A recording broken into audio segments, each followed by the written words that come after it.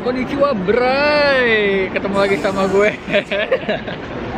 Salah. Senpai Pai. Oke Bray, ini adalah ngobrol bareng senpai. Dan biasa bahwa ngopai ini pastinya senpai-senpainya pada keren-keren. Salah satunya ada di samping gue ini, yaitu siapa? Iqbal.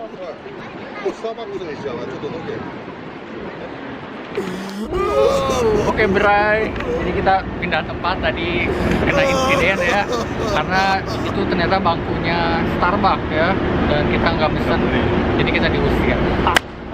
Oke Bray, jadi ini adalah Iqbal Hombai. What's up guys, Sampurasun.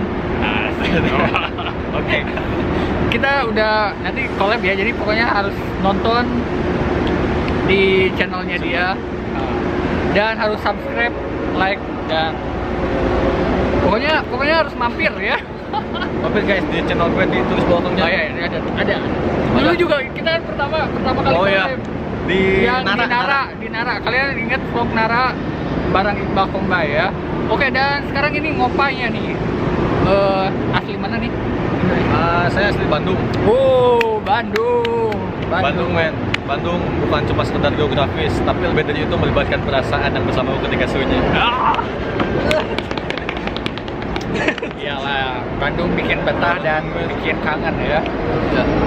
Oke nih, ini ya kesini cuy. Oh itu? Iya. Siap. Oke, Itu ini ada teteh nggak lewat nih. Ini senpai Iqbal di Jepang ini apa ngapain gitu? Saya kuliah masih di Honggaku sih. Oh iya, jadi Masih sekolah bahasa Jepang di Osaka. Ya. Nah, jadi sekolah buat juga ada mungkin teman-teman yang tanya bagaimana cara prosesnya nih, proses untuk sekolah Nihongogaku di Jepang. Oh, jadi gini guys,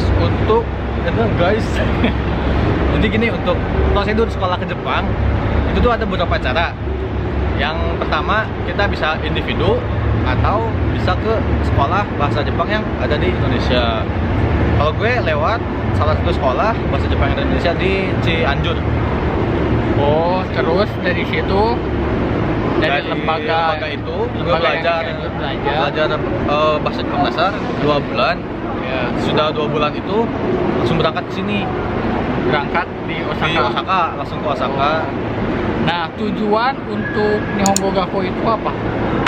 Jadi di sekolah gue sendiri, untuk tujuan Nihongogaku tuh bisa untuk melanjutkan ke Senmongaku atau ke setara dengan D2 ya, sekolah kejuruan. Itu bisa untuk kerja atau untuk berusaha. Bisa juga untuk melanjutkan ke universitas S1 atau S2. Dan kalau gue tujuannya mau S1. Ya, jadi guys, S1 program reguler. Ya, berarti pakai bahasa Jepang. Ya, bahasa Jepang. Makanya itu jadi sekolah dulu Nihongogaku. Berapa lama?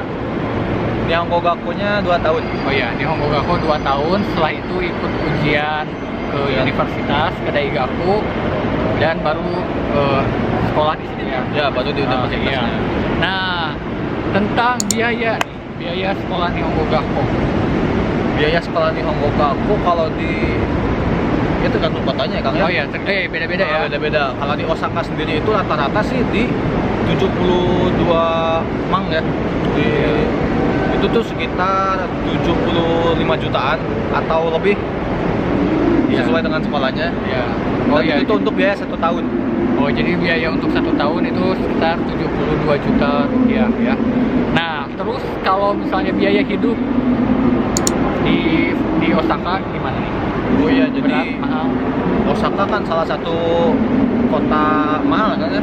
Iya. Dibandingkan dengan kota yang lainnya. Enggak, kita semuanya Jepang mahal ya. Mahal ya teman-teman untuk biaya hidup di Jepang. Nah terus? Ya, jadi untuk di Osaka sendiri dari mulai biaya per bulan tuh ada biaya apartemen, biaya HP, listrik, gas, air, dan yang paling penting biaya sekolahnya kan. Ya. Untuk biaya apartemen sendiri paling murah bisa cari di sekitaran 25.000 sampai yang paling mahal bisa 90.000 ada. Iya, ada. 10 mang juga ada. 10 mang juga ada. Iya. Jadi yang normalnya kita dengan biaya sekitar 50.000 juga itu bisa biaya yang cukup, kamarnya luas, dan itu bisa diisi oleh beberapa orang. Jadi Iya. bisa patungan.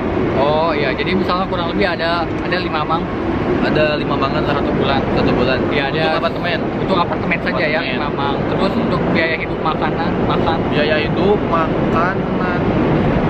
makanan sekitar 20.000 sampai 30.000 juga Iya. cukup ya, karena kan kita ada supermarket juga bisa Iya, beli jadi makanan halal gitu. ya 3 mang ya. Itu Iya. karena gantung kita ya biaya Ya, hidup. biaya hidup mah kembali ke kitanya lagi. Iya, Karena seperti kan itu. kita bisa tiap makan di luar atau kita bisa masak sendiri. ya masak Itu kan sendiri lebih banyak. beda banget.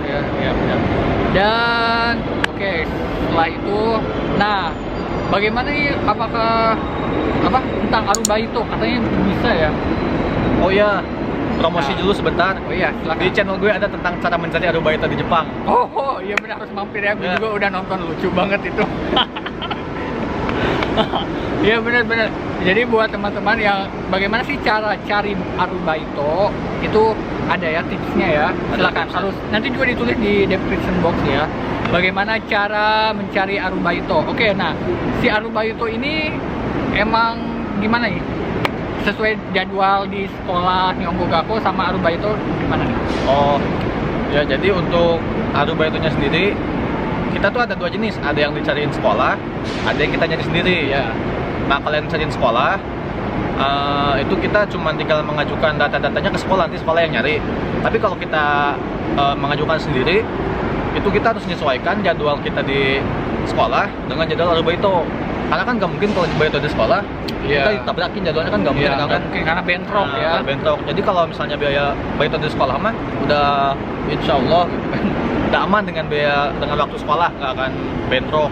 Tapi kalau dengan cari Baito sendiri, itu kita harus pintar-pintar nyari jadwalnya juga, karena takutnya bentrok dengan biaya sekolah, dengan jadwal sekolah.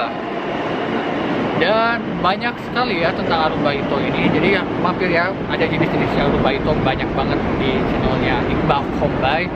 Dan berikutnya, nah jadi penghasilan dari Arubaito ini gimana? Cukup untuk biaya hidup?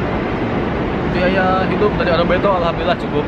Ya seperti itu ya. Karena kan biaya Arubaito di Osaka ya sendiri kan untuk biaya minimalnya per jamnya 850 yen. Oh Itu iya. yang paling murah 850 yen. Dan ada juga yang sampai 1.300 Iya. satu jamnya. 1.500 juga ada. 1.500 juga ada. Ya. Kalau di Furuoka masih rendah ya, kurang Iya. lebih 720 yen per jam ya. Ya jadi hitungannya per jam ya. Per jam, ya, hitungannya per ya, jam. ya, di sini per jam. Itu ya. per jam, dan kalau kita nggak absen lebih 1 menit dari jam yang ditentukan, itu tuh kita 1 jam tuh nggak dibayar. Jadi kalau mau telat sekalian aja, jangan telat 1 menit 2 menit tuh. Iya kan? benar-benar. Jadi dipasin ya. Masih aja. Nah, seperti itu. Oke, begitulah kita sharing kali ini. Jadi buat teman-teman yang ingin Nihongo Gakko, pastiin kalian juga cari lembaga yang benar-benar sudah terakreditasi ya. Ya, Yang maksudnya terpercaya sudah gitu. terpercaya ya, karena banyak juga yang penipuan ya. Ya. Hati-hati dan silakan langsung googling, cari Nihongo Gakko yang kalian inginkan, dan pastinya tempatnya ya, mau di Osaka, di Tokyo ataupun di Fukuoka. Oke, dan Osaka ini nyaman ya pokoknya untuk Nyaman, sebagai muslim. Ya. Muslim friendly lah kalau Iya, orang Osaka. muslim friendly juga ya di Osaka. Bentar, tadi ada tambahan dulu ya. Ini tentang ujian nih. Jelaskan ujian masuk perguruan tinggi ya. Ya, ujian masuk perguruan tinggi di Jepang untuk S1 Reguler. yang program menggunakan bahasa Jepang. Iya. Ya, langsung aja kan? Iya. silakan. Ya, langsung aja. Jadi untuk tahap masuk ujian S1 di Jepang itu ada sekitar 4 tahap. Nih, jadi buat teman-teman yang ingin masuk Universitas S1 di Jepang, ini tahapannya. Ya, yang Tahapan pertama. untuk yang daftar dari Jepang ya kan? Iya, Nanti daftar untuk di daftar di Indonesia di berikutnya. Yang pertama kita ujiannya namanya EJU atau ujian Ryugakushikeng, Nihongo Ryugakushikeng. Ujian EJU itu isinya ujian bahasa Jepang. Kemudian ujian kita fakultas dan jurusan yang kita mau, ntar dia minta materi, minta mata pelajaran. Nah kita ikutnya di Eju-nya itu. Dan untuk spoiler nanti saya bikin tentang cara daftar Eju di Jepang. Ya, Tapi masih ya, belum ya masih nanti. belum. Siap.